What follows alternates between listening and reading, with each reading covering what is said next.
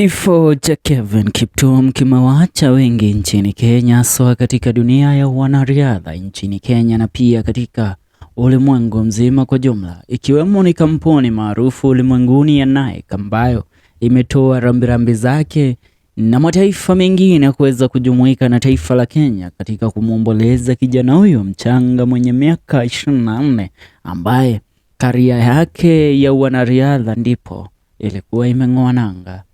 Kelvin Kiptum alipata kuiaga dunia hapo jana katika mkasa wa ajali ya barabarani. Pamoja na yeye alikuwepo ni ambaye ni mkufunzi wake, kocha wake kutokea katika nchi jirani ya Rwanda.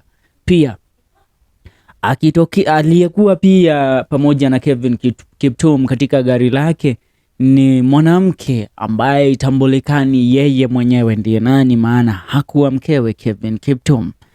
Ila baada ya mahojiano na babake runinga ya Citizen TV, babake Kelvin Kiptum amepata kutoa taarifa ambazo ni za kuogofya, akidai ya kwamba yeye amini mwanawe Kelvin Kiptum amepata kuiaga dunia kwa kifo kwa njia ya kawaida ama ajali ya kawaida. Anaamini kuna jambo ambalo sio la kawaida lilipelekea mwanawe kuweza kuiaga dunia, maana anasema siku chache zilizopita watu wageni ambao yeye mwenyewe hakuwatambua na wala hawakujitambulisha wala kutoa stakabadhi zao walikuja nyumbani kwake kumtafuta mwanawe Kelvin Kiptum, wakidai ya kwamba walikuwa wametumwa kutokea katika ikulu ya rais jijini Nairobi, na baada ya kuitizwa stakabadhi zao walipata kung'atuka pale na kuondoka.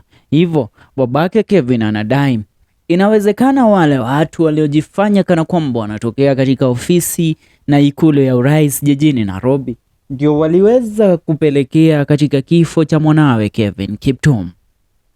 Ameiomba serikali ya Jamhuri ya Kenya kuanzisha uchunguzi na upelelezi katika kifo hiki, ndipo haswa kudhibitisha gari hili lilipata ajali kiaje na ilifikiaje mpaka Kelvin Kiptum kuweza kuiaga dunia, na je, watu wale wenyewe walikuwa ni akina nani?